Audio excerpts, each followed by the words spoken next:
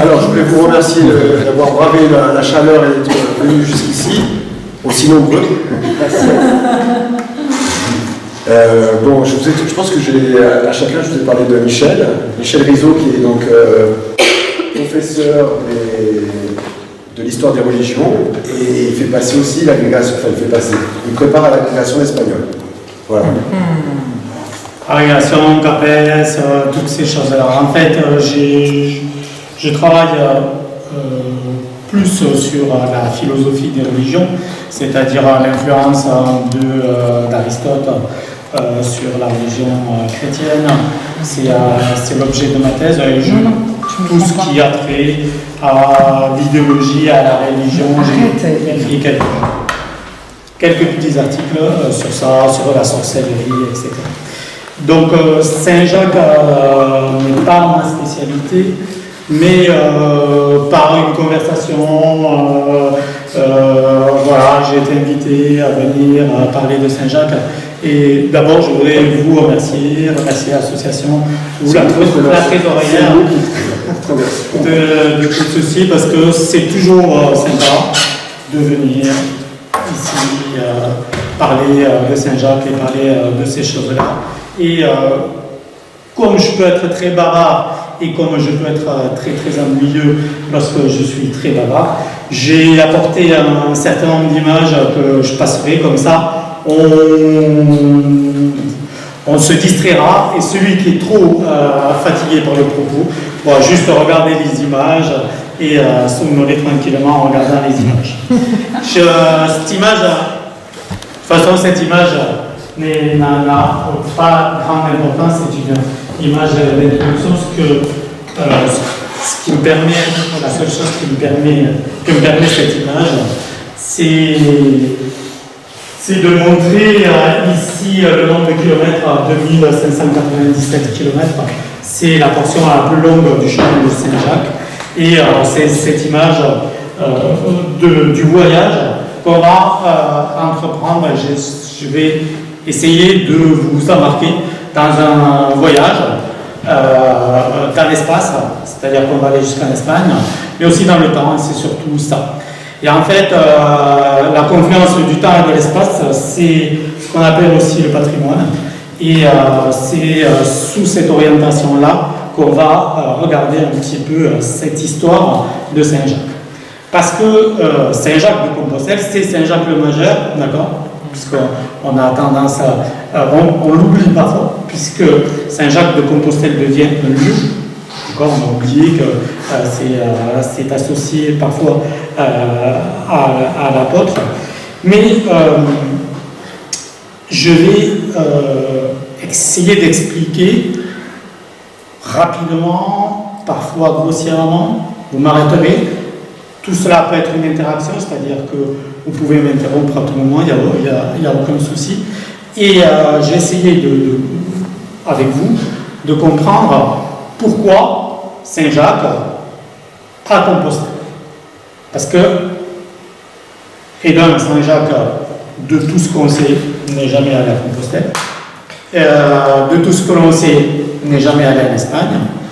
Et Compostelle n'est pas un lieu normal pour un pèlerinage. C'est-à-dire que, après tout, cette route vers Compostelle, surtout au 8e siècle, au moment où tout ça se construit, c'est une route qui est dangereuse, c'est une route qui est difficile, qui est longue, c'est une route qui est très dangereuse parce qu'elle borde des régions qui sont tenues par les musulmans, d'accord ? Et donc, ça n'est pas du tout logique de créer un pèlerinage à Compostelle.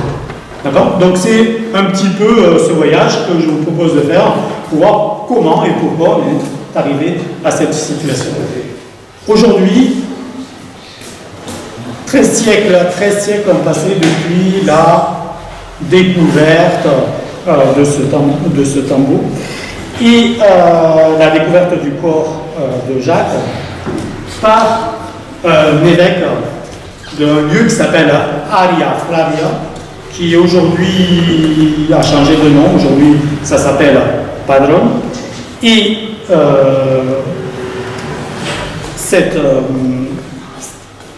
depuis 13 siècles, depuis ces 13 siècles, tout le monde aujourd'hui connaît ce pèlerinage, tout le monde connaît Saint-Jacques de Compostelle, à tel point que depuis le siècle dernier, depuis exactement 1987, le chemin de Saint-Jacques,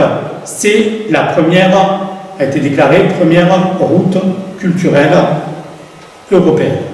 C'est-à-dire que ça dépasse le cadre simplement de l'Espagne, ça devient une route européenne. Bien sûr, ce sera classé à l'UNESCO quelques années plus tard. Et aujourd'hui, qu'est-ce que c'est que le chemin de Saint-Jacques? Je voulais le préciser avant de faire ce chemin que j'ai évoqué. C'est 4 itinéraires principaux. Il y en a beaucoup d'autres qui se sont agrégés à tout ça, mais on a 4 itinéraires principaux. C'est plus de 100 000 personnes qui empruntent les divers chemins de Saint-Jacques chaque année. Pourquoi est-ce que des personnes font ce pèlerinage aujourd'hui, 13 siècles après la découverte de ce tombeau? Pourquoi? Vous me direz la foi? Eh bien, la foi, non. Dans les études sociologiques qui sont faites aujourd'hui, tout dépend en réalité de l'âge de la personne qui est interrogée. C'est ça qui est déterminant. Pour les personnes qui ont plus de 60 ans, la foi est l'élément principal qui est donné par les enquêtes. Mais quand je dis que c'est l'élément principal, c'est l'élément à 55-58%. D'accord? Il est majoritaire, mais ça n'est pas la totalité. C'est quoi en réalité? Eh bien, les raisons qui sont apportées sont des raisons sportives. Ça peut sembler étonnant, mais aujourd'hui, on fait le chemin de Saint-Jacques pour faire du sport. Alors, on fait le chemin, par exemple, à vélo, comme je vous montre ici sur cette image. C'est quelque chose qui est parfois considéré et qui est parfois vu comme une sorte de performance sportive. Il y a des personnes qui le font en le moins de temps possible, etc., etc. Il y a des raisons qui sont souvent des raisons beaucoup plus intimes. Des personnes qui sont en rupture, des personnes qui sont en difficulté, des personnes qui ont besoin de faire une pause dans leur vie. Pour les personnes qui ont moins de 60 ans, qui sont encore en activité, la raison principale, c'est de se déconnecter des réseaux sociaux, c'est-à-dire d'être un peu seul. Pour les personnes qui ont plus de 60 ans, c'est au contraire de rencontrer des gens. C'est dire que le chemin de Saint-Jacques est complètement polymorphe. Il est souvent très différent et il est vécu de façon très différente selon les personnes, selon l'âge, selon aussi les connaissances. Parce que c'est aussi pour beaucoup un chemin culturel. Bien. Pourtant, ce chemin qui est si important et que tout le monde connaît ici, pourtant ce chemin a failli disparaître. Le chemin de Saint-Jacques a failli disparaître au XXe siècle et peut-être, ça vous surprendra, ça a failli disparaître sous l'époque franquiste, qui pourtant se prétend très chrétienne, mais c'est à cette époque-là que le chemin disparaît. Plus personne n'emprunte le chemin. Il y a quelques manifestations tous les 5 ans autour de Saint-Jacques de Compostelle. Il n'y a même plus de personnes qui font ce chemin-là. Et petit à petit, tout disparaît. Si le chemin renaît, c'est parce qu'une association française en 1950 se crée à Paris. C'est l'association des Amis du chemin de Saint-Jacques qui vont se constituer, un peu comme vous ici, pour faire revivre tout ce patrimoine-là et réorganiser des itinéraires, revoir toute une série de lieux qui sont en difficulté parce qu'ils sont en train de dépérir, etc. Certains ont été détruits par la guerre, certains ont été bombardés, etc., etc.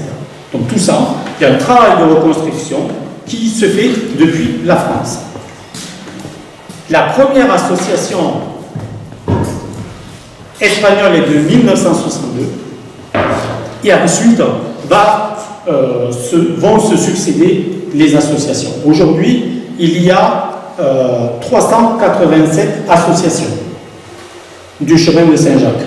Il y en a dans 37 pays différents. Par exemple, un des pays où il y a le plus d'associations, c'est le Brésil. De façon absolument étonnante. Il y a plus d'associations d'amis de Saint-Jacques au Brésil qu'au Portugal, dans des proportions qui sont absolument immenses. Donc voilà.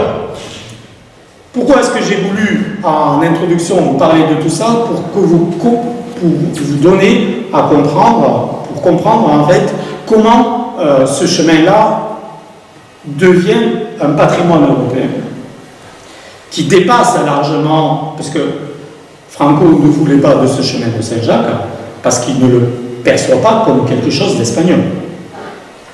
Il le perçoit comme quelque chose d'européen.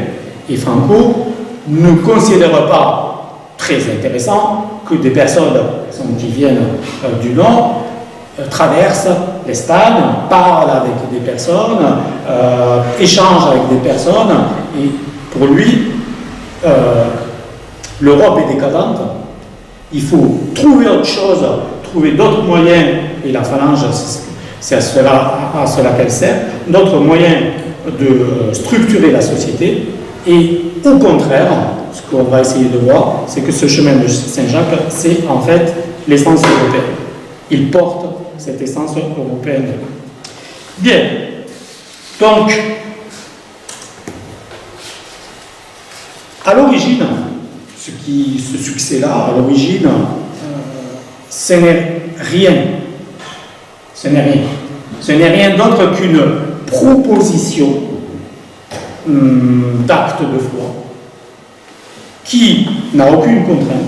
C'est-à-dire qu'il n'y a pas d'obligation pour le chrétien d'aller à Compostelle, qui n'a aucune contrainte, qui n'a pas de valeur intrinsèque. Et comme le chemin est long, comme le chemin est difficile et comme le chemin est dangereux, c'est une proposition qui, normalement, devait être vouée à l'échec. C'est quelque chose qui ne devait pas fonctionner. Donc on va essayer aujourd'hui de comprendre pourquoi est-ce qu'elle fonctionne. Pourquoi ce chemin fonctionne. Et on va se poser deux questions, rapidement, mais deux questions qui sont essentielles. La première, c'est pourquoi Jacques? Pourquoi Jacques et pas un autre des apôtres? Pourquoi Jacques? Et deuxièmement, pourquoi Compostelle? Et c'est ces deux questions auxquelles on va essayer de poser, de répondre. Alors, il est peu probable que le corps de l'apôtre se trouve à Compostelle. C'est une chose que nous allons évoquer ici. Et de toute façon, c'est une construction qui est très controversée en Espagne depuis le début. Rien dans les premiers textes chrétiens, rien, absolument rien, ne lie l'apôtre Jacques à l'Espagne. Il n'y a rien. De toute façon, l'Espagne, comme c'est une province de l'Empire romain, est très peu citée dans les textes. Mais on en trouve une référence, c'est dans l'épître, c'est-à-dire dans la lettre de Paul aux Romains, où c'est dans le chapitre 15 de cette lettre, Paul explique que, en tant qu'apôtre, il ne va jamais là où les autres apôtres sont déjà venus. Il dit, il cite exactement, je ne construis pas là où les autres ont construit. C'est la traduction aujourd'hui, plus ou moins, que l'on donne, sont les versets 20 à 24 du chapitre 15. Donc, Et il dit, mais j'ai très envie de vous voir, il parle romain, et comme je vais aller en Espagne, sur le chemin, je viendrai vous voir. Donc on sait que, d'après les textes, l'apôtre qui devrait être lié à l'Espagne, c'est Paul. Il se trouve que Paul n'ira jamais en Espagne, et l'Espagne se trouve complètement isolée de l'évangélisation telle qu'elle a pu avoir lieu dans les autres régions européennes. C'est-à-dire qu'il n'y a pas de référence, il n'y a pas d'apôtre de référence pour l'évangélisation de l'Espagne. Et rien n'indique ou rien ne lie Jacques ou Saint-Jacques ou Jacques le Majeur à cette histoire. Bien, le fait que l'Espagne ne soit pas placée sous le patronage d'un apôtre est perçu très vite comme très dangereux. Vous allez me demander, mais pourquoi? Eh bien, parce qu'en Espagne, beaucoup de communautés chrétiennes, que l'on va déclarer hérétiques après, sont en train de se développer. Nous parlions tout à l'heure de Priscillien. Priscillien est sans doute l'évêque le plus important de l'Espagne de cette époque-là. Il crée une communauté religieuse qui est chrétienne, gnostique, effectivement, mais qui est une communauté religieuse très éloignée de l'Église de Rome. Sous Priscillien, les femmes sont prêtres. Elles sont ordonnées. D'ailleurs, ces communautés de fidèles sont essentiellement des femmes. Les évêques ne sont pas nommés par la hiérarchie, ils sont élus par les fidèles. Priscillien remet en cause la corporéité du Christ. Le Christ n'est pas corps, selon Priscillien, etc., etc. Ce qui fait que Priscillien entre en tension avec les évêques envoyés par Rome, et Priscillien sera accusé d'hérésie, et Priscillien est le premier à avoir été exécuté par l'Église, ou fait par ordre de l'Église, sur une place publique. La première exécution de l'histoire, c'est un Espagnol, il s'appelle Priscillien. Il est espagnol dans un sens large, c'est-à-dire qu'il navigue plus ou moins entre la région basque au sud de Bordeaux et les Asturias. Priscillien est un danger pour l'Église, parce que pour l'Église romaine, et donc il faut circonscrire, il faut absolument asseoir l'autorité des évêques qui ont été envoyés par Rome et qui sont contestés par ce groupe de fidèles qui est très actif. D'ailleurs,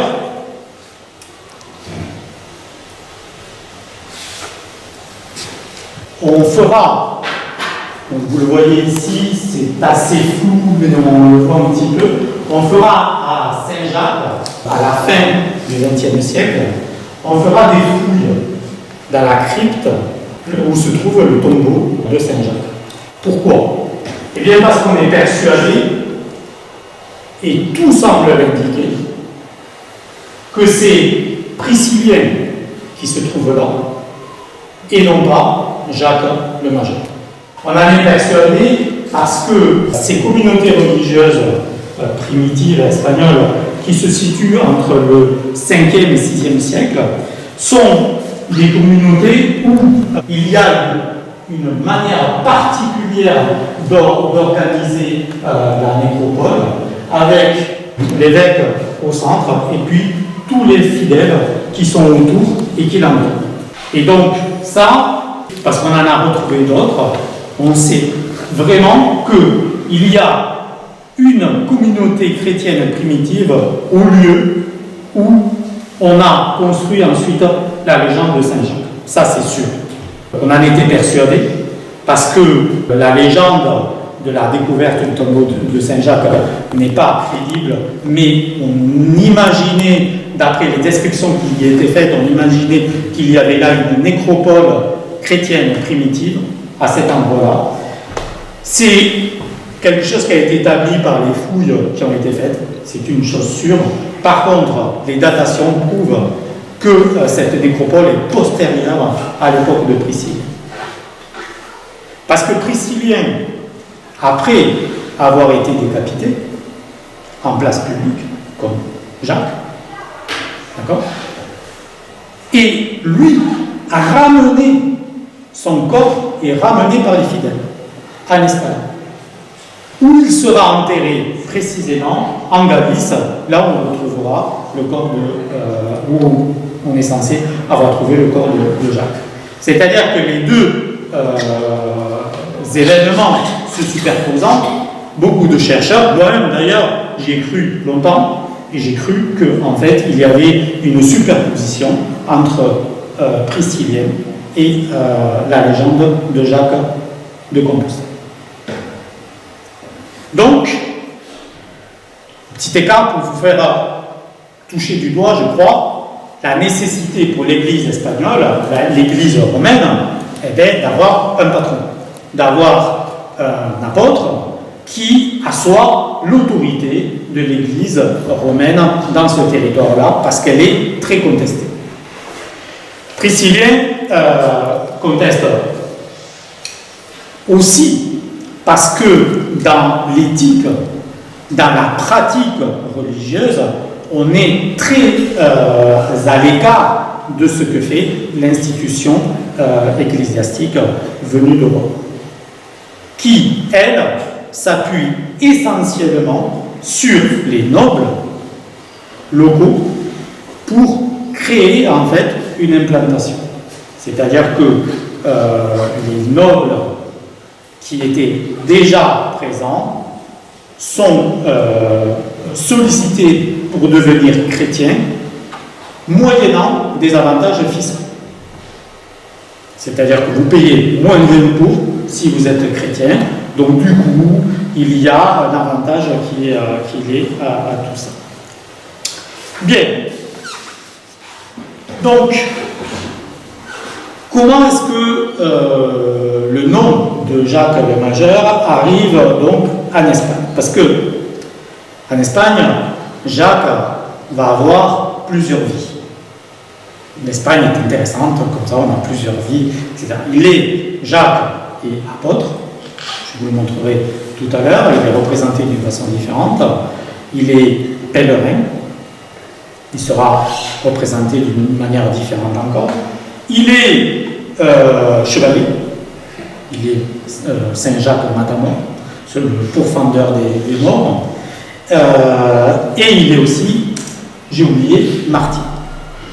En fait, toutes ces vies se retrouvent concentrées en Espagne. Parce que Jacques le Majeur n'est pas pèlerin, c'est Compostelle qui crée cette idée du pèlerin. Donc, comment est-ce qu'il arrive?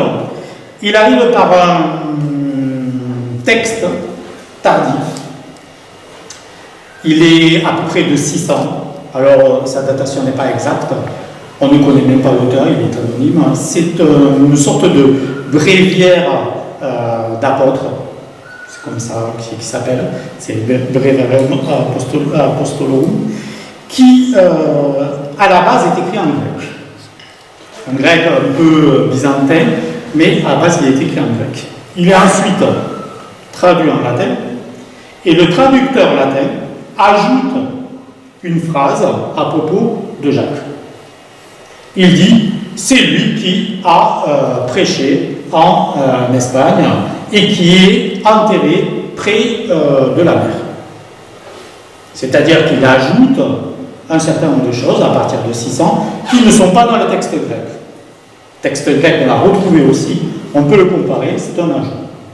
C'est un ajout qui est lié en fait à cette nécessité de recadrer cette Église en Espagne. Il est, dit-on, dit-il, enterré dans un endroit qui a fait couler beaucoup d'encre, qui s'appelle, dit-il, la Chaya Marmarica. Donc personne ne sait ce que c'est, la Chaya Marmarica. Mais on reconstruit ensuite la légende, et après, on viendra dire, Isidore Séville dira, eh bien c'est El Arca Marmorico. D'accord? C'est-à-dire l'arche de marbre. Et en fait, le traducteur ne savait pas trop, il a confondu, etc. D'accord? Donc, on arrive, ce Jacques arrive en 600 et entre le récit de son martyre et cette première évocation de Jacques, il n'y a rien. C'est-à-dire qu'il y a près de 6 siècles où Jacques n'apparaît dans aucun texte connu. Enfin, il n'apparaît pas, on ne sait pas, il n'y a rien à son propos. Tel point que l'historien de la Renaissance disait c'est sans doute l'œuvre du diable. Si on a voulu effacer ces références. À partir de ce bréviaire, on retrouve Jacques dans un texte d'Isidore de Séville, qui est un texte connu comme De Hortu et Obitu Patrum, qui est un texte contesté à cause de sa référence à Saint-Jacques. C'est-à-dire que Isidore de Séville, qui est un homme très sérieux, qui est un homme très cultivé, qui est un aristotélicien qui vérifie toutes ses sources, reprend, pour une raison qu'on ne comprend pas, reprend cette citation du bréviaire. Tel quel. Et c'est lui qui invente cette histoire d'arche de marbre. À tel point que on pense aujourd'hui que ce texte n'est pas d'Isidore. L'erreur est tellement énorme et on n'en trouve nulle part chez Isidore que ça met le doute sur le texte, ou du moins sur une partie du texte. J'ajoute à cela que, parce que vous pouvez penser que j'exagère, etc., mais j'ajoute que Isidore est quelqu'un qui déclarera toute sa vie le temps des miracles est terminé. Le temps des miracles est terminé. C'est-à-dire que pour Isidore de Séville, il y a eu un temps pour la magie, pour convaincre les gens, pour les attirer, pour les éveiller à la foi. Mais Isidore de Séville dit « Le temps de la magie est terminé. Aujourd'hui, on est chrétien par les actes. On est chrétien par ce que l'on fait, par ce que l'on fait de sa propre vie. On n'est pas chrétien par la magie. » Et donc la magie, pour Isidore, ne peut plus être une preuve de quoi que ce soit. Donc il est impossible d'imaginer, pour nous qui avons lu tout Isidore, que je sache, d'imaginer que, alors qu'il a combattu la magie toute sa vie, et de façon virulente, en accusant tous ceux qui voyaient des miracles, etc., de crédulité, d'accord? Pour lui, la foi, c'est dans ce que l'on fait, dans les actes, de croire dans cette apparition soudaine de l'apôtre Jacques à Saint-Jacques de Compostelle, ou à Compostelle. Ok? Voilà pourquoi Jacques. Jacques est Le problème, c'est que l'autorité d'Isidore de Séville est tellement grande en Espagne que si Isidore écrit que Jacques a évangélisé l'Espagne, Jacques a évangélisé l'Espagne. Il n'y a pas de doute possible pour les Espagnols sur ce plan.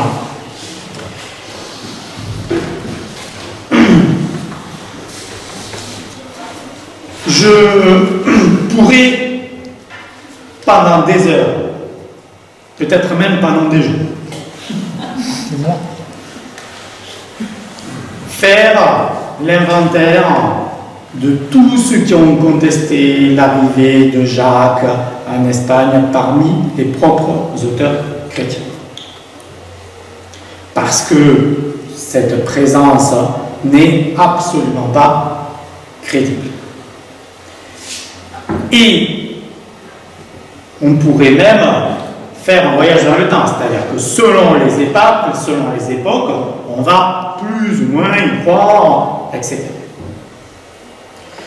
Et ça ne sert à rien en réalité. Parce que cette construction qui est le chemin de Saint-Jacques n'a que faire de la crédulité ou de la véracité de la présence ou non de Jacques là. Parce qu'en fait, le chemin de Saint-Jacques, c'est autre chose qu'on va essayer de voir maintenant. Et c'est surtout le passage d'un Jacques apôtre à un Jacques pèlerin. Alors, on peut faire une petite pause. Je vous montre les représentations. Alors, celle-ci, c'est une représentation de la contre-réforme. Pourquoi je vous propose une représentation de la contre-réforme? Parce que la contre-réforme va balayer toutes ces légendes sur la présence de Jacques en Espagne. Parce que l'Église est très critiquée par la réforme protestante sur ces légendes, ces choses invraisemblables qu'explique la présence de Jacques. D'accord? Et donc on revient à Jacques apôtre. Et on abandonne complètement le pèlerin. C'est-à-dire qu'on oscille comme ça entre les deux. Et c'est pour ça qu'on le représente comme on le représentait à ses origines, c'est-à-dire pieds nus. Je ne sais pas si vous le voyez, ça ne se voit pas très bien. Toujours avec ses habits très longs. Et ici, il est un peu mélancolique, un petit souci d'image qui dépasse. Mais voilà, on y est. Et ça, c'est un Jacques pèlerin. Vous remarquez que les habits sont beaucoup plus courts. Bon, ne me dis pas qu'il est sexy, il est juste là, les habits sont juste plus courts, mais c'est juste pratique. C'est juste pratique. En fait, c'est pour la marche. C'est lié à la marche, uniquement à la marche. Donc, c'est pas toujours le cas, parce que certains artistes confondent un petit peu, mais en général, lorsque vous regardez une représentation de Jacques, tunique longue, c'est l'apôtre, tunique courte, c'est le pèlerin. Vous voyez qu'il est chaussé. Là aussi, c'est un élément discriminant. Chaussure, pèlerin ou non, c'est l'apôtre. Bien ensuite, son ballon, son nouveauté. Et c'est Zévan. Donc, voilà comment, et on va essayer de voir comment on va passer de notre Jacques qui est apôtre, et qui arrive, on ne sait trop comment, de façon très étonnante en Espagne, à ce pèlerinage en réalité. Alors, pour qu'il y ait pèlerinage, il faut qu'il y ait le corps du saint, ou du moins une partie de ce corps du saint, sur le territoire. Et là, si la présence de son vivant, de Jacques en Espagne, est controversée, alors là, le déplacement du corps, là, même, c'est à l'épreuve de la foi la plus authentique. Parce que les légendes qui sont créées, qui sont racontées et qui sont toutes a posteriori sont des légendes abracadabrantes. Comme par exemple celle qui raconte que le corps de Jacques arrive par la mer et ensuite il échoue sur la plage, sur un rocher, que le rocher devient tout mou, qu'il enveloppe le corps de l'apôtre, et juste pour justifier l'arche de marbre. Qu'ensuite il est transporté, etc., mais qu'il y a des dragons qui viennent attaquer. Mais tout ça est très imagé et très invraisemblable. C'est une épreuve, si vous voulez. Bien, donc, ce corps est potentiellement découvert par un moine qui s'appelle Pélage, et ensuite authentifié par l'évêque dont on parle au début, qui est l'évêque de Ariafla. Mais cette légende, qui est une légende qui est construite a posteriori, pour justifier en fait le chemin de Saint-Jacques, elle n'est pas du tout crédible, et je vais en donner deux raisons. La première, je la fais par le ménage. Ceci est en fait le testament du roi.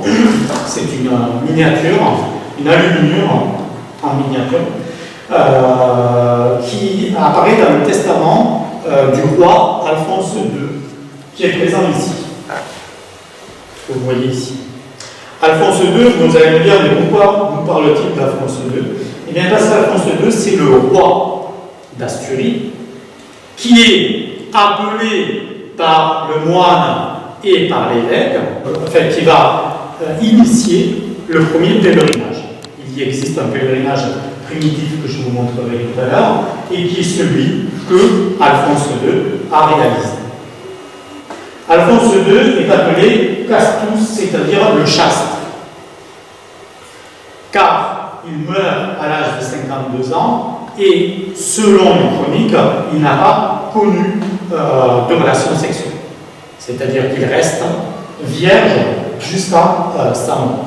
Et c'est la raison pour laquelle il est représenté ici,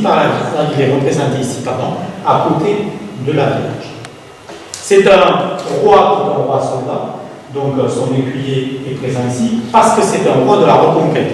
On va l'évoquer dans quelques instants. Et ici apparaît Raphaël. Jacques est présent. Vous voyez ici votre représentation dans la mandore du Christ Pantocrator, qui est la représentation traditionnelle. Jacques est en représentation sur elle parce qu'on va en parler dans 5 minutes. Il est en fait la représentation du Christ qui vient régner sur terre.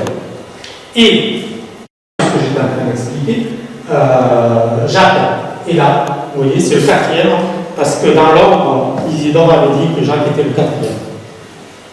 Donc, il apparaît ici. Bon, ici, on ne voit pas l'image, mais son nom apparaît. Et vous comprenez bien que si Alphonse II avait découvert les reliques de l'apôtre Jacques, ce serait l'événement de sa vie, et que donc il serait représenté ici avec l'apôtre Jacques. Le fait qu'il n'apparaisse pas ici est preuve que tout ça est une construction postérieure à Alphonse II. Pourquoi Alphonse II, vous me direz, pourquoi chercher quelqu'un? Parce qu'Alphonse II a cette réputation d'être chaste, et que ça le lie à la sainteté, d'accord? Ça le lie à Paul, d'accord? Et que tout cela en fait le roi idéal pour reconnaître la présence de l'apôtre Jacques. C'est pour ça qu'on choisit postérieurement ce roi-là. Deuxième argument, je l'ai déjà évoqué, et donc je passe vite. Pendant la contre-réforme, tout cela sera complètement écarté. C'est-à-dire que la contre-réforme va garder le chemin de Saint-Jacques, va garder la notion de pèlerinage, mais l'idée que l'on puisse trouver le corps de Jacques à Saint-Jacques-de-Compostelle est écartée. C'est-à-dire que toutes les légendes sont effacées, on ne les raconte plus, on ne les présente plus parce qu'elles sont trop contestées et elles sont trop liées à une certaine, ou sont trop accusées de crédulité. Voilà. Donc c'est la preuve en fait que tout cela est relativement construit. Donc,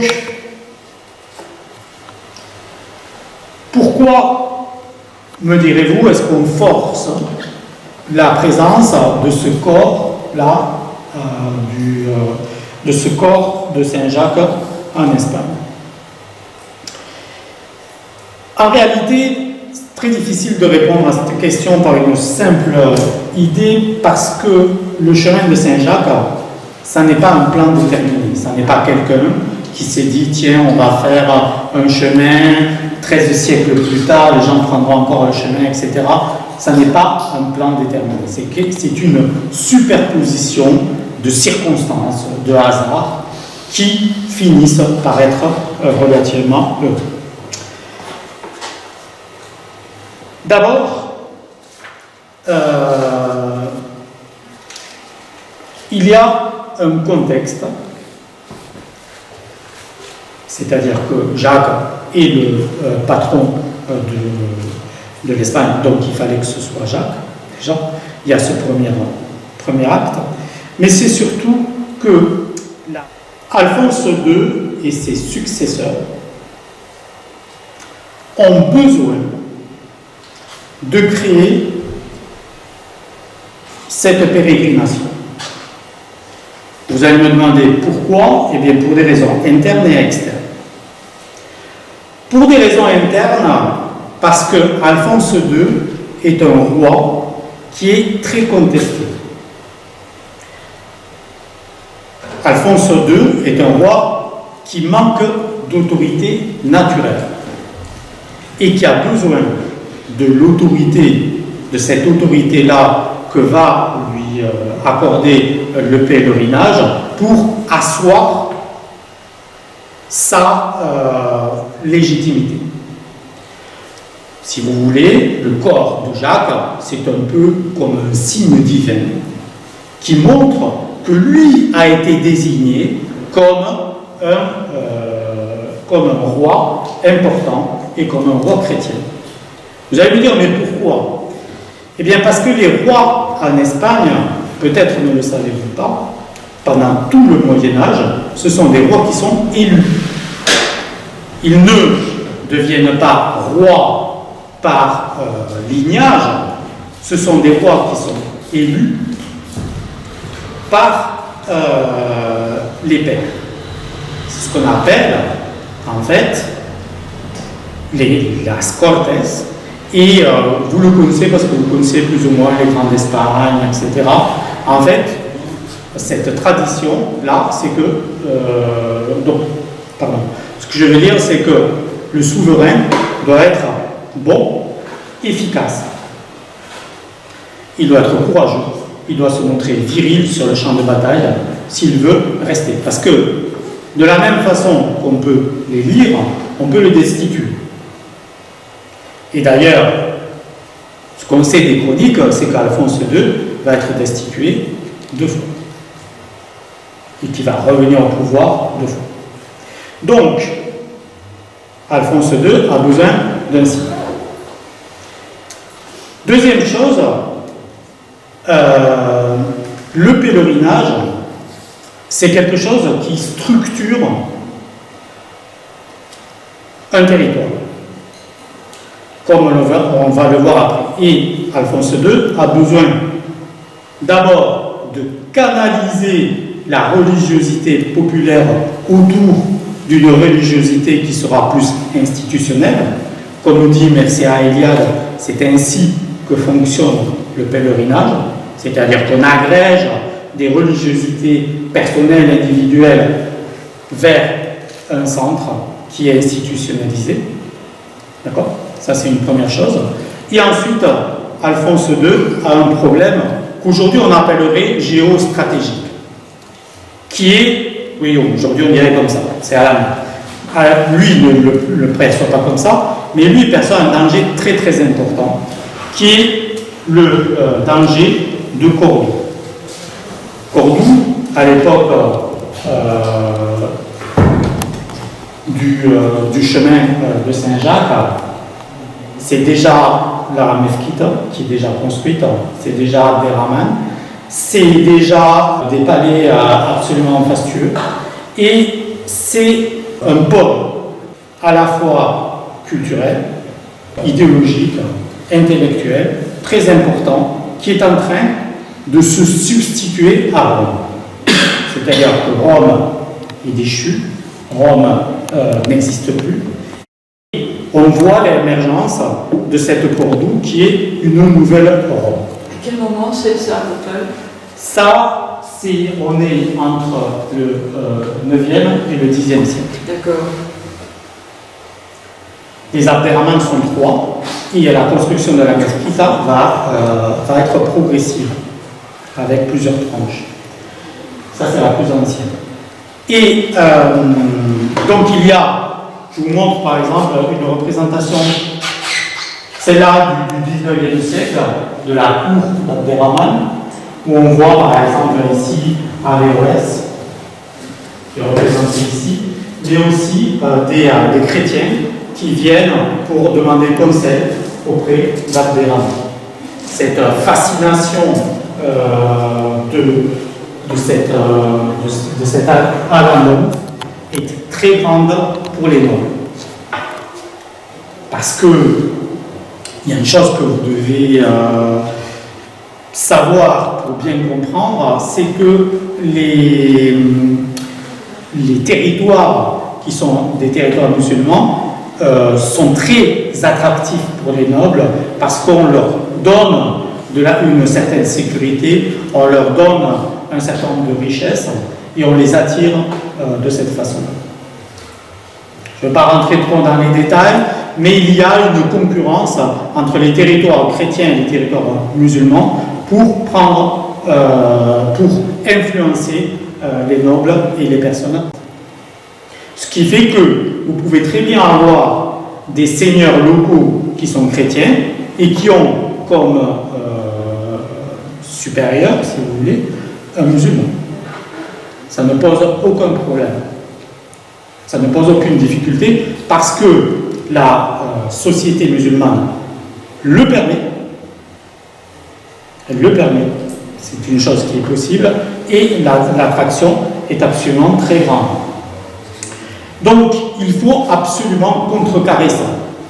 Il faut absolument être un pôle qui va permettre de lutter idéologiquement contre cet islam qui est un islam grandissant. Vous parlez de la cohabitation musulman-chrétien. Oui. Mais il y avait des communautés juives qui étaient tout aussi importantes. Alors, je n'ai pas parlé de cohabitation. Vous. Vous. C'est-à-dire que alors, ce sont deux choses qui sont différentes. Les populations juives, chrétiennes, musulmanes peuvent vivre dans un même lieu parce qu'elles ne vivent pas dans un même espace. D'accord? Et si chacun est dans son espace, on est toléré.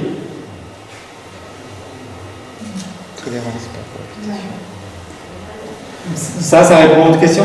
On est toléré. Tout à fait. On est toléré moyennant un petit impôt. Parce que tout ce système a besoin de beaucoup d'argent. Et il existe une tradition d'Al-Andalus, c'est que on ne peut pas demander, un musulman ne peut pas demander un impôt à un musulman. C'est interdit. C'est pratique, mais c'est interdit. Donc, ce sont les autres confessions qui payent les impôts. Si un musulman se voit réclamer un impôt, il peut attaquer justement auprès et celui qui réclame l'impôt sera lui châtié. Donc voilà, donc il y a une coexistence, si vous voulez, possible, dès lors que chacun est dans son quartier, dès lors que chacun a ses activités. Il ne faut pas imaginer une cohabitation heureuse, angélique. Elle est source de beaucoup de tensions, mais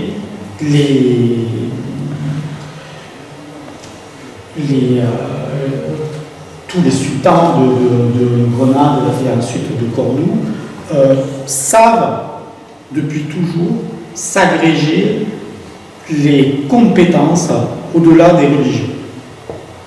C'est-à-dire que si vous êtes bon médecin et si vous êtes juif, donc vous pouvez être le médecin attitré, d'ailleurs à des juifs comme médecin attitré, en qui il a complètement confiance.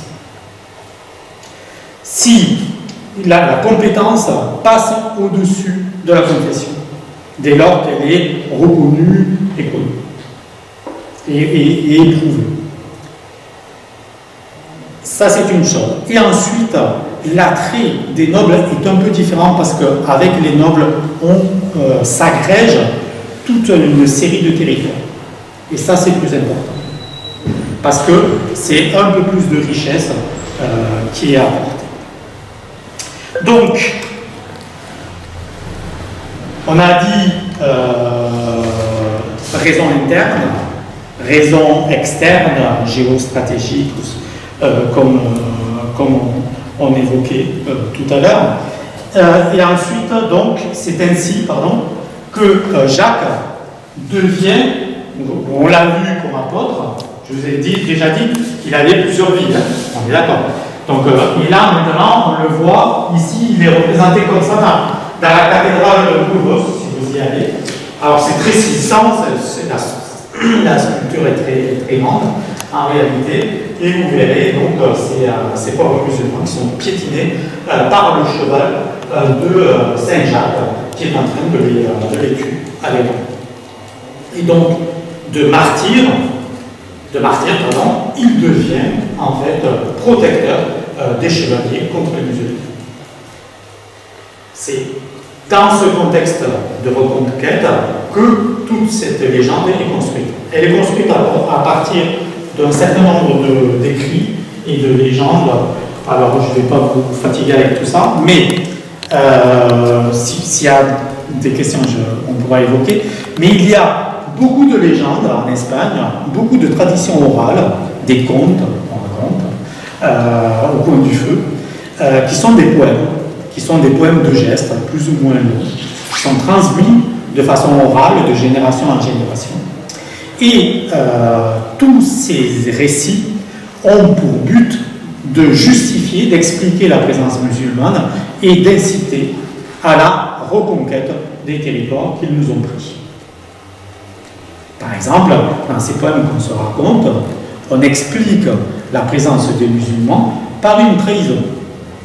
C'est un roi wisigoth, alors ça va bien qu'il soit wisigoth, parce que comme ça il est pas chrétien, donc c'est un roi wisigoth qui a violé la fille, enfin qui a violé sa nièce, et donc le frère, pour se venger, donne les portes du royaume aux musulmans qui viennent envahir l'Espagne.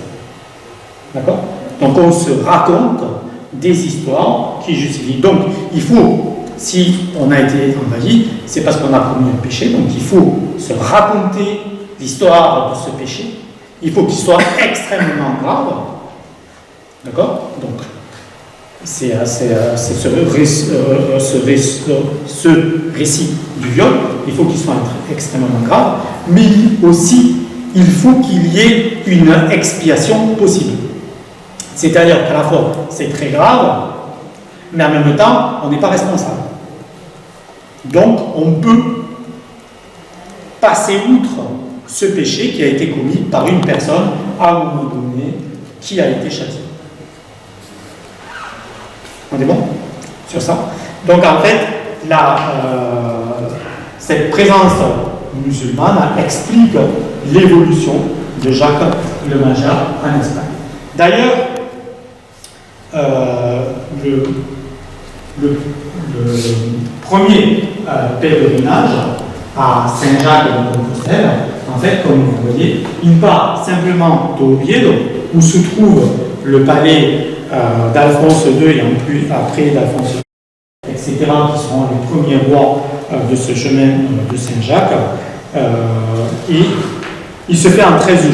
Il y a 13 étapes, on le fait encore aujourd'hui. Si vous voulez, je vous le présente, je vous le montre ici de façon un peu plus. On voit, vous voyez exactement le nombre de kilomètres qui doivent être parcourus pour aller d'un endroit, de cet endroit qui est Oviedo et qui est donc la capitale jusqu'à Saint-Jacques. On a essayé de répondre à la question de pourquoi Jacques. Maintenant, il faut qu'on réponde à la question pourquoi Compostelle. Pourquoi Compostelle? Parce que, comme on l'a dit depuis le début, c'est un voyage qui est long, qui est difficile, qui est dangereux et qui borde des territoires qui sont des territoires musulmans. Parce que, si je reviens à ma diapositive précédente, les territoires au XIXe siècle, ils commencent déjà ici. Donc on est très proche et il faut comprendre que la ligne de frontière, c'est une ligne qui n'est pas étanche. C'est-à-dire que c'est une ligne de la frontière, c'est pas une ligne, c'est à peu près 50 km d'un côté comme de l'autre, avec des personnes qui sont dans l'entre-deux et qui oscillent de l'un à l'autre, selon les circonstances. Par exemple, si le chef musulman prend moins cher pour me défendre, alors que je suis chrétien, je vais le voir lui. D'accord? Le système, il est comme ça. Il est au mieux-disant constamment. Il y a très peu de questions de foi dans ces histoires-là, en réalité. Bien. La première chose, c'est qu'en réalité, aujourd'hui, on considère Compostelle comme un lieu complètement excentré, mais il ne l'est pas du point de vue des créateurs du chemin de Saint-Jacques. Parce que, c'est ce que je voulais vous montrer dans cette diapositive, en réalité, le royaume, ici, c'est juste ce quart nord de la péninsule ibérique. En fait, le chemin n'est pas excentré. Le chemin, ce qu'il fait, c'est qu'il traverse de part en part tout le territoire. Ça n'est pas un lieu isolé, c'est juste un chemin qui divise le territoire en deux. Et en le divisant en deux, il le structure. C'est-à-dire qu'il permet de circuler de l'un à l'autre. Il va permettre de construire des routes qui vont apporter des denrées, qui vont apporter des richesses, qui vont apporter du commerce, etc. et qui vont permettre de contrôler aussi tout ce territoire-là. Donc, ça n'est pas à l'origine, le territoire, enfin, ce pèlerinage n'est pas pensé pour être excentré. Mais ce pèlerinage-là, primitif, il va renaître, et pour comprendre cette renaissance de ce chemin-là, il va falloir aller très loin de l'Espagne, il va falloir aller très loin de Compostelle, il va falloir aller à Cluny. Vous allez me dire, mais pourquoi Cluny et que vient faire Cluny dans cette affaire? Eh bien, Cluny a une conception de la chrétienté qu'on a déjà évoquée auparavant. Je vais vous montrer, si vous voulez, le tympan de Vézelay pour mieux le comprendre. Ce tympan de Vézelay permet de comprendre en fait rapidement ces concepts que je n'aurais peut-être à peine à décrire trop longuement. Le but de tout, c'est préparer la venue du Christ sur terre, ce qu'on appelle la parousie. Et pour préparer cette venue-là, il faut écarter du centre, d'accord, excentrer tous ceux qui sont considérés comme hérétiques. Parmi les juifs, ils sont là. Il y a des hommes à tête de chien, il y a tous ceux qui sont en périphérie de la chrétienté, qui sont éloignés. Vous voyez cette conception-là de la chrétienté, eh bien, c'est celle-là qui va construire le chemin de Saint-Jacques.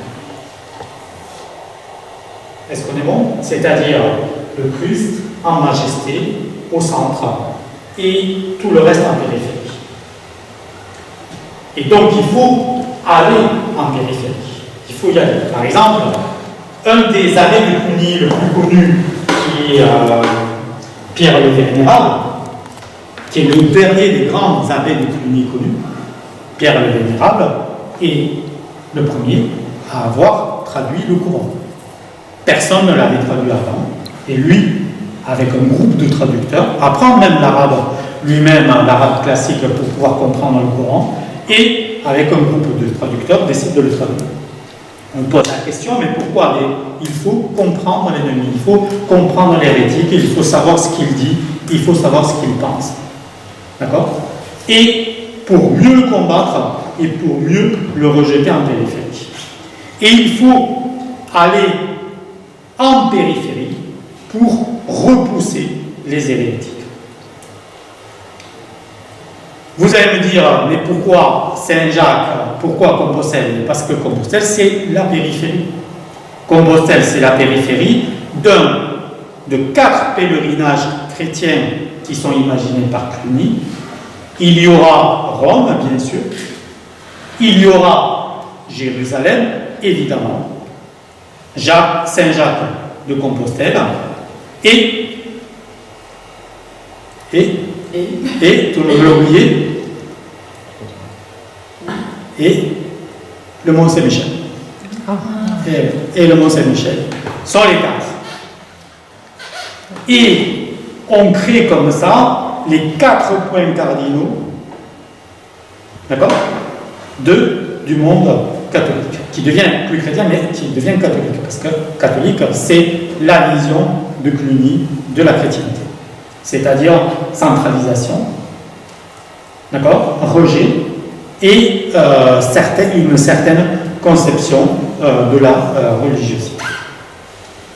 Voilà pourquoi cette légende qui vivotait pendant plusieurs siècles va être réactivée avec la puissance, avec l'émergence de Cluny, qui commence. Je rappelle que Cluny, c'est le grand fournisseur de papes, hein. C'est l'abbaye qui a fourni de Grégoire, toute la réforme grégorienne se fait à Cluny, etc. Quel siècle? Ancienne? Ça commence au Xe, c'est le tournant du Xe siècle se fait à Cluny.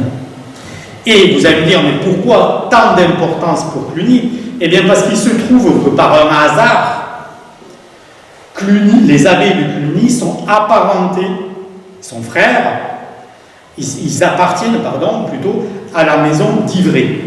Vous connaissez peut-être pas la maison d'Ivray, c'est la maison de Bourgogne, c'est celle qui va donner plusieurs rois en France, mais c'est aussi la maison qui va donner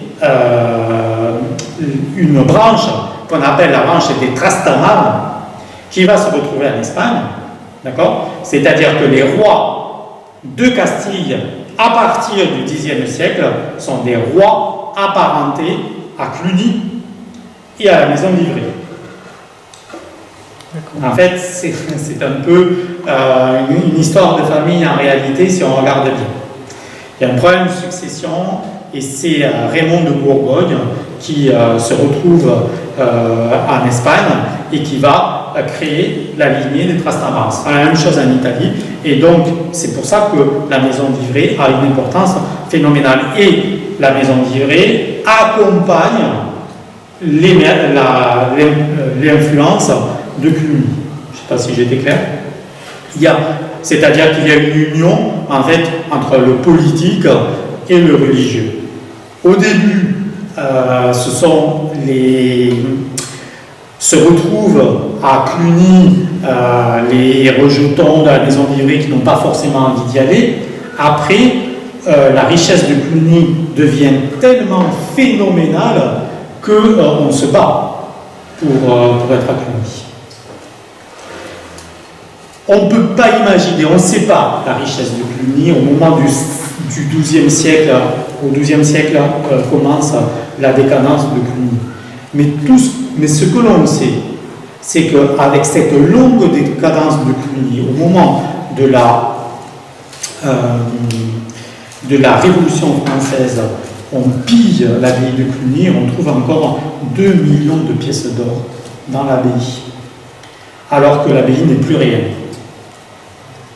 Donc on imagine ce qu'a pu être la richesse de Cluny à ce moment, au moment de son apogée.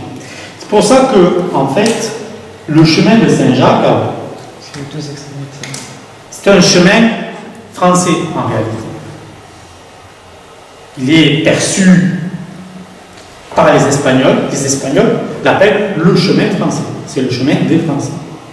Parce qu'il est, dans sa renaissance, il est très lié à la maison de Cluny, qui va utiliser le personnage de Charlemagne, comme l'Église a utilisé le personnage d'Alphonse II le Chaste, qui, d'après la chronique, serait allé jusqu'au tombeau de Jacques en poursuivant les musulmans. Et donc il y a encore une fois un lien qui est fait entre Jacques, tueur de musulmans, et Charlemagne, etc. Tout cela est relativement lié. Du moins, la liaison se fait de façon assez simple. Donc, à partir de cette... je vous enlève ça. À partir de Cluny, on va créer on va faire une recopilation va être une aide absolument fondamentale pour le chemin de Saint-Jacques. On l'appelle le manuscrit de Calixte II, c'est le Codex Calixtinus. Donc je vous donne ici un petit aperçu. Il est composé de plusieurs livres, de 5. D'abord, il y a les miracles qui ont été accomplis par Jacques, en Espagne et ailleurs. On insiste surtout sur le fait qu'il a aidé à la lutte contre les musulmans. Ce sont les miracles qui sont les plus, davantage évoqués. On reprend les légendes sur ce qu'on appelle la traslatio, c'est-à-dire le déplacement du corps miraculeux de Jacques sur la plage de Aria Flavia. D'accord, ce déplacement. On raconte toutes les légendes qui sont liées à ça dans le livre 3. On évoque aussi, on recueille aussi dans ce livre l'histoire du pseudo-Turpin, qui est la découverte du tombeau par Charlemagne. Et donc on raconte toute cette histoire-là. Et au livre 5, c'est un manuel très précis pour le pèlerin. D'ailleurs, c'est la première fois, enfin, on le cite souvent comme le premier des guides des voyageurs. Dans le 5e livre, on vous explique où vous pouvez vous loger, combien ça va vous coûter, qu'est-ce qu'il faut faire pour aller à tel endroit, quelle route prendre, quelle route est dangereuse, quel pont il faut passer, etc. etc. C'est un livre très complet et qui est édité précisément par l'abbaye de Cluny pour aider au chemin de Saint-Jacques. D'ailleurs, c'est le chemin français débute à Vézelay. Et il passe aussi par exemple par Conques, qui est un haut lieu de Cluny. Parce que Cluny, en fait, c'est juste une abbaye, certes, Mais Cluny invente une sorte de fédération de lieux saints qui vont être liés à Cluny, qui vont être protégés par Cluny et qui vont verser une contribution à Cluny. Et c'est comme ça que Cluny devient immensément riche. Tout le chemin de Saint-Jacques est parsemé de lieux qui défendent ou qui font l'apologie de cette cosmovision clunisienne de la chrétienté. Je vous donne un exemple. Si vous allez à Sainte-Croix-de-Conques, qui est sur le chemin de Saint-Jacques français, sur la partie française du chemin de Saint-Jacques, vous trouvez ce tympan du jugement dernier. Et grosso modo, ce que le pèlerin comprend lorsqu'il regarde ce tympan, c'est que tu as le choix. Tu as le choix. Attention, fais le bon. Et donc on montre, là vous ne voyez pas ici un diable, qui est absolument incroyable.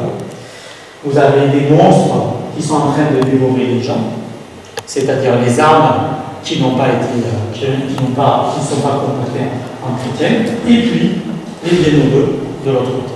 Et donc on montre aux pèlerins, et ça, lieu après lieu, étape après étape, on montre et on construit en fait une certaine conception du catholicisme.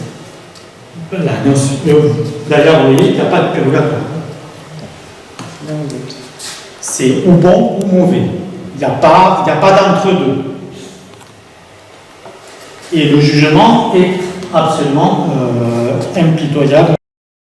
Ici, il n'y a personne. Si, il y a quelques apôtres ou quelques saints qui peuvent intercéder pour vous. C'est ce que l'on voit chuchoter près du trône et qui essayent de convaincre le Christ que vous avez été bon ou pas. Donc, grosso modo, ce que j'ai voulu vous expliquer, c'est que le chemin de Saint-Jacques, en fait, c'est une construction au service d'une idéologie qui va s'imposer tout au long de ce Moyen-Âge et qui finalement n'a pas grand-chose à faire de la véracité ou non de la présence du corps ou pas. Parce que de toute façon, ça n'est pas important. Ce qui importe, c'est le chemin. Ce qui importe, c'est la pérégrination. Peu importe l'endroit où vous arrivez.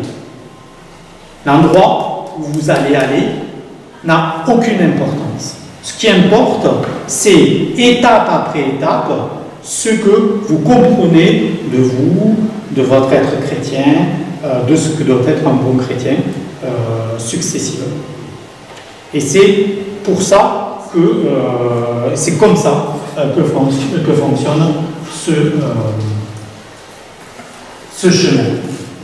Quand vous arrivez à Saint-Jacques, finalement, qui se trouve enterré là n'a pas véritablement d'importance.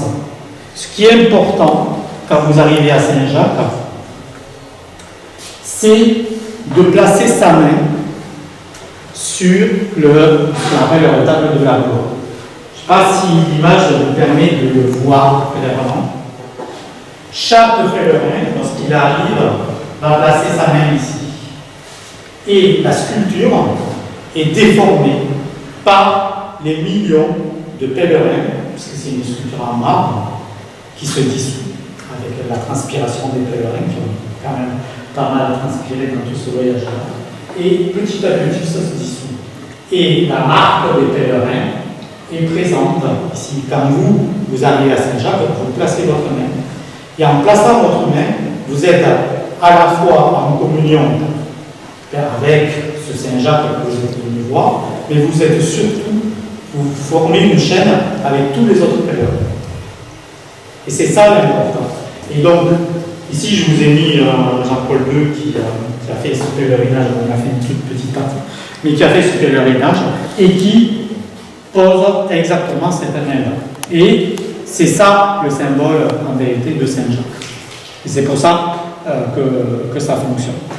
Et Saint-Jacques, c'est rien d'autre que la confluence d'une idéologie avec un lieu. C'est-à-dire, c'est la matérialisation d'une idéologie. Et c'est en réalité ce qu'on appelle le patrimoine. C'est la matérialisation d'une pensée, d'une vision qui vous fait entrer en contact avec les autres, d'accord, ceux qui vous ont précédé, et qui permet de faire cette union dans l'espace et dans le temps.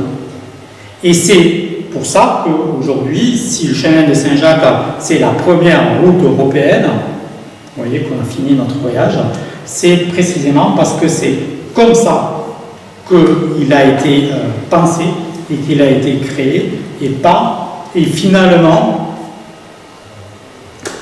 je suis désolé de vous le dire dans cette journée que vous consacrez à l'apôtre Jacques, finalement, Jacques n'aura été qu'un prétexte à tout ça. Voilà, c'est la fin de notre voyage. J'espère que je ne vous aurai pas trop fatigué.